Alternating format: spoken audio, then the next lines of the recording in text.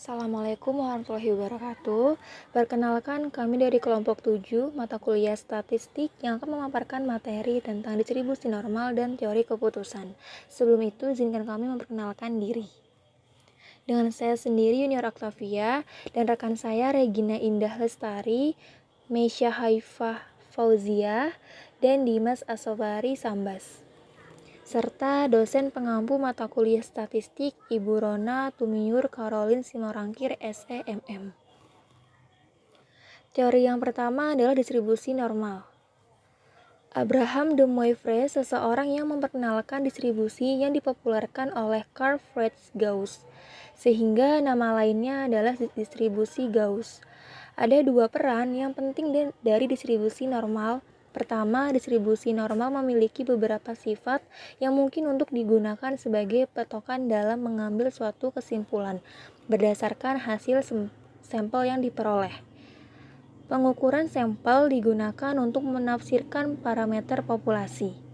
Lalu yang kedua, distribusi normal sangat sesuai dengan distribusi empiris, sehingga dapat dikatakan bahwa semua kejadian alami akan membentuk distribusi ini. Distribusi normal adalah distribusi yang paling umum diasumsikan dalam analisis pasar saham teknis. Distribusi normal standar memiliki dua parameter, mean dan standar deviasi. Dalam distribusi normal, rata-rata, median, dan mode adalah sama. Nilai-nilai ini mewakili puncak atau titik tertinggi. Distribusi kemudian jatuh secara simetris di sekitar rata-rata yang lebarnya ditentukan oleh standar deviasi. Distribusi normal adalah salah satu jenis distribusi simetris, dan tidak semua distribusi simetris itu normal. Selain itu, distribusi normal juga disebut distribusi Gaussian atau kurva lonceng karena bentuknya. Terdapat tiga fungsi dari distribusi normal. Yang pertama, menentukan probabilitas nilai variabel acak dalam rentang nilai yang mungkin. Lalu yang kedua, distribusi dapat dijelaskan dengan dua nilai, yaitu rata-rata dan deviasi standar. Dan yang ketiga, distribusinya simetris terhadap nilai rata-rata, setengah nilai berada di bawah nilai rata-rata. Lalu sifat-sifat distribusi normal yaitu rata-rata, median, dan modusnya sama persis. Selanjutnya ada aturan empiris. Sekitar 68% nilai berada dalam jarak satu standar deviasi dari rata-rata. Sekitar 95% nilai berada dalam jarak 2 standar deviasi dari rata-rata. Lalu sekitar 99,7% nilai berada dalam jarak 3 standar deviasi dari rata-rata. Berikutnya adalah teori tentang rumus kurva normal. Terdapat rumus dari normal probability defensi formula. Contoh, menggunakan fungsi kepadatan probabilitas. Anda ingin mengetahui probabilitas bahwa skor SAT dalam sampel Anda melebihi 1380. Pada grafik fungsi keterapan probabilitas adalah area yang diarsir di bawah kurva yang terletak di sebelah kanan tempat skor SAT Anda sama dengan 1380. Berikut lanjutan dari aturan empiris. Untuk semua distribusi normal 68,2% dari pengamatan akan muncul dalam plus atau minus 1 standar deviasi dari rata-rata. 95,4% akan jatuh dalam plus atau minus 2 standar deviasi dan 99,7% dalam plus atau minus 3 standar deviasi. Berikutnya adalah kemiringan. Kemiringan mengukur tingkat simetri dari sebuah distribusi. Distribusi normal adalah simetris dan memiliki kemiringan kurang dari 0 atau kemiringan negatif, kemiringan kiri. Maka ekor kiri distribusi lebih panjang dari ekor kanan. Kemiringan positif kemiringan kanan menyiratkan bahwa ekor kanan distribusi lebih panjang dari kiri. Berikutnya adalah kurtosis. Kurtosis mengukur ketebalan ujung ekor dari distribusi ke ekor distribusi. Distribusi normal memiliki kurtosis sama dengan 3,0. Distribusi dengan kurtosis yang lebih besar dari 3,0 menunjukkan data ekor yang melebihi ekor distribusi normal, misalnya 5 atau lebih standar deviasi dari rata-rata. Formula distribusi normal mengikuti rumus berikut. Perhatikan bahwa hanya nilai rata-rata dan standar deviasi yang diperlukan. Sebagai contoh, terdapat rumus dari formula di mana X sama dengan nilai dari variabel atau data yang sedang diperiksa dan F yaitu fungsi probabilitas. Lalu M merupakan rata-rata dan standar deviasi. Selanjutnya adalah distribusi normal digunakan dalam keuangan. Terdapat studi kasus dari distribusi normal digunakan dalam keuangan.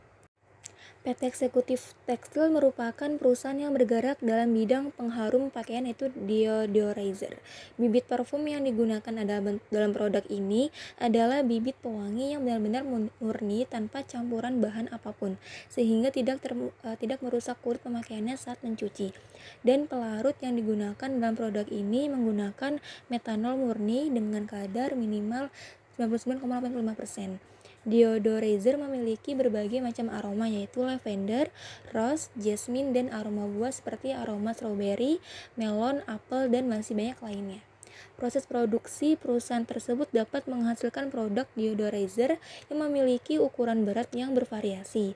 Karena setiap produk memiliki ukuran berat yang bervariasi dan tidak memiliki berat konsisten, maka perusahaan ingin melakukan pengontrolan pada setiap produksi distribusi serta melakukan penghitungan terhadap berat dari deodorizer dengan mengambil sampel sebanyak 30 bungkus untuk menjadi sampel.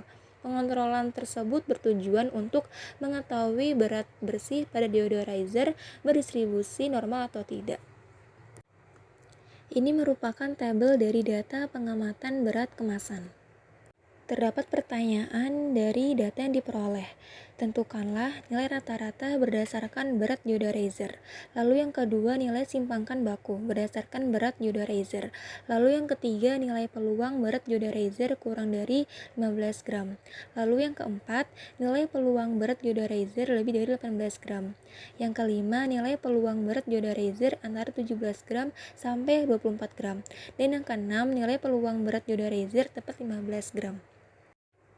Berikut adalah jawaban dari pertanyaan nomor 1, yaitu rata-rata berdasarkan berat deodorizer. Jadi nilai berat rata-rata dari 30 bungkus deodorizer yaitu sebesar 18,267 gram. Berikut adalah jawaban dari soal nomor 2, yaitu simpangan baku berdasarkan berat deodorizer. Berikut jawaban dari soal nomor 3, yaitu nilai peluang berat deodorizer kurang dari 15 gram dengan hasil 0,1075. Hasil jawaban dari soal nomor 4, nilai peluang berat deodorizer lebih dari 18 gram. Jadi peluang berat deodorizer lebih dari 18 gram adalah sebesar 0,648. Lalu jawaban dari nomor 5, nilai peluang berat deodorizer antara 17 gram sampai 24 gram yaitu 0,60698. Lalu yang terakhir, nilai peluang berat deodorizer tepat 15 gram yaitu dengan hasil 0,0705. Lalu berikutnya yaitu teori keputusan. Teori keputusan adalah ilmu tentang pengambilan keputusan yang optimal dalam menghadapi ketidakpastian. Teori keputusan alternatif berkaitan dengan pengambilan keputusan ketika pengetahuan alternatif atau data tersedia yang menjelaskan beberapa ketidakpastian yang terlibat dalam masalah keputusan. Berikutnya adalah teori rasional komprehensif, teori yang mengedepankan pengambilan keputusan berdasarkan pemikiran dan pertimbangan yang logis. Pengambilan keputusan akan berada pada suatu dilema di mana ia akan dihadapkan pada berbagai pilihan, alternatif yang berbeda-beda. Masing-masing alternatif ini memiliki kelebihan dan kekurangan yang proporsinya pun berbeda-beda. Anderson 1979 menjelaskan langkah-langkah dalam pengambilan keputusan yang rasional sebagai berikut. Diperjelasnya tujuan, nilai, dan target yang disusun berurutan berdasarkan prioritas. Lalu yang kedua, melihat alternatif untuk menyelesaikan masalah. Selain itu, pengambilan keputusan dihadapkan pada suatu masalah yang berbeda dengan masalah lainnya sehingga dapat dibandingkan dengan masalah lain tersebut.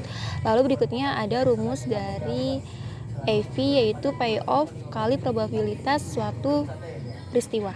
Berikutnya adalah teori inkremental. Teori ini menjadi cara yang paling sering digunakan oleh pejabat-pejabat pemerintah dalam mengambil keputusan. Adapun teori pikiran dari teori inkremental sebagai berikut. Pemilihan tujuan atau sasaran dan analisis tindakan empiris yang diperlukan untuk mencapainya merupakan hal yang saling terkait. Pembuat keputusan dianggap hanya mempertimbangkan beberapa alternatif yang langsung berhubungan dengan pokok masalah. Pembuatan keputusan inkremental ini sifatnya adalah memperbaiki atau melengkapi keputusan yang telah dibuat sebelumnya guna mendapatkan penyempurnaan. Setiap alternatif hanya sebagian kecil saja yang dievaluasi mengenai sebab dan akibatnya. Lalu ada kelemahan dari pengambilan keputusan, yaitu keputusan-keputusan yang diambil akan lebih mewakili atau mencerminkan kepentingan dari kelompok yang kuat dan mapan, sehingga kepentingan kelompok lemah terabaikan. Keputusan diambil lebih ditekankan kepada keputusan jangka pendek dan tidak memperhatikan berbagai macam kebijakan lain. Dan terakhir, menurut Kezildor, gaya implementasi dalam membuat keputusan cenderung menghasilkan keimbangan dan terpilihnya status quo. Adapun fungsi pengambilan keputusan, fungsinya yaitu proses membuat keputusan atau memilih tindakan yang akan diambil dari beberapa alternatif yang tersedia. Ini melibatkan identifikasi masalah, pemilihan alternatif, evaluasi alternatif, dan membuat keputusan yang tepat. Adapun jenis-jenis pengambilan keputusan yang pertama yaitu keputusan terprogram dan keputusan tidak terprogram. Berikutnya adalah terdapat 4 kondisi pengambilan keputusan. Yang pertama, kondisi pasti atau certainty merupakan kondisi di mana pihak manajemen atau manajer memiliki informasi yang cukup untuk mengurangi hasil keputusan sebelum keputusan tersebut dibuat. Lalu kedua, konflik, keputusan di mana terdapat lebih dari 2 kepentingan. Yang ketiga, kondisi tidak pasti atau uncertainty. Di bawah kondisi tidak pasti, keputusan yang diambil penuh dengan ketidakpastian, profitabilitas hasil dari pengambilan keputusan tersebut tidak diketahui. Kondisi tidak pasti ini bisa saja timbul dikarenakan minimnya informasi yang diterima. Lalu yang keempat, kondisi resiko, ketika seorang manajer yang tidak memiliki informasi lengkap dalam mengambil suatu keputusan, maka akan timbul resiko. Selanjutnya juga terdapat 3 elemen keputusan, yaitu peristiwa, ketidakpastian berkenan dengan kondisi mendatang. Pengambil keputusan tidak mempunyai kendali terhadap kondisi mendatang. Lalu yang kedua, tindakan, 2 atau lebih alternatif dihadapi pengambil keputusan. Pengambil keputusan harus mengevaluasi alternatif dan memilih alternatif dengan kriteria tertentu.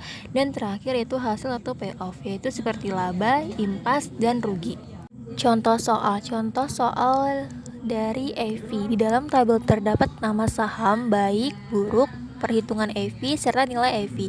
Berdasarkan nilai EV, maka keputusan yang terbaik adalah membeli saham yang memiliki nilai EV tertinggi. Selanjutnya adalah Expected Opportunity Loss atau EOL. Metode lain dalam mengambil keputusan selain EV. EOL mempunyai prinsip meminimumkan kerugian karena pemilihan bukan keputusan terbaik. Hasil yang terbaik dari setiap kejadian diberikan nilai O, sedangkan untuk hasil yang lain adalah selisih antara nilai terbaik dengan nilai hasil peristiwa tersebut. Rumusnya adalah opportunity loss dikali probabilitas suatu peristiwa. Lalu terdapat tabel dari contoh IOL, yaitu saham, baik, buruk, all baik, dan all buruk. Berdasarkan nilai EOL, maka keputusan yang terbaik adalah membeli saham, yaitu yang memiliki EOL terendah. Terdapat pula expected value of perfect information. Setiap keputusan yang tidak harus tetap setiap saat. Keputusan dapat berubah untuk mengambil kesempatan yang terbaik. Pada kasus harga saham, pada kondisi baik, saham MLBI adalah pilihan terbaik. Namun pada kondisi buruk, maka saham BAT lebih baik.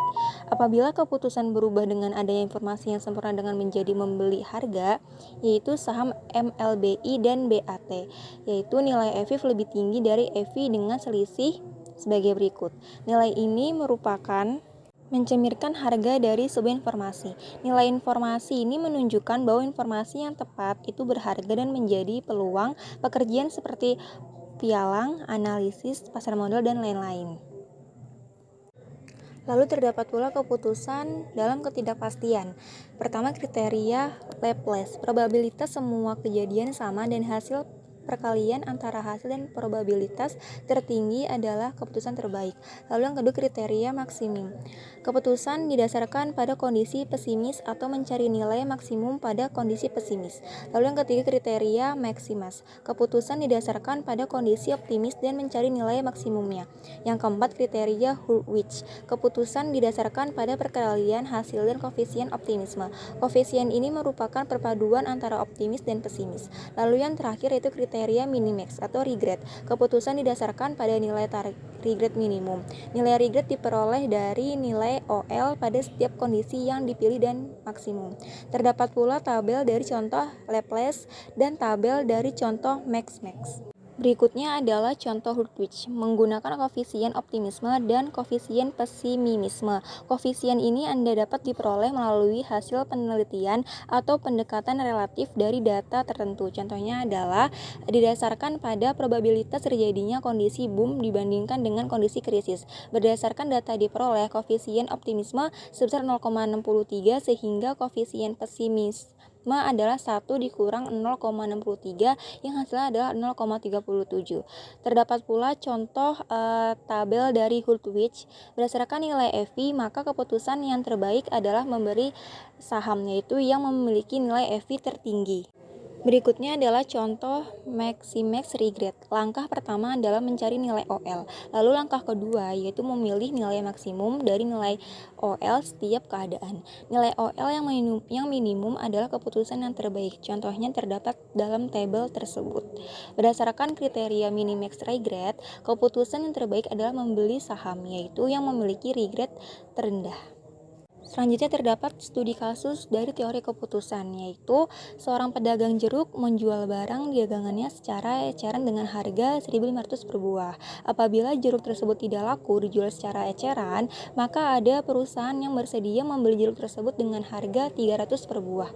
Pedagang tersebut membeli jeruk dengan harga 1.000 per buah. Saat ini, pedagang tersebut sedang memikirkan berapa persediaan yang ideal untuk barang dagangannya. Berdasarkan pengalaman dari periode tahun lalu, di mana ia berjualan selama 300 hari adalah seperti pada tabel berikut.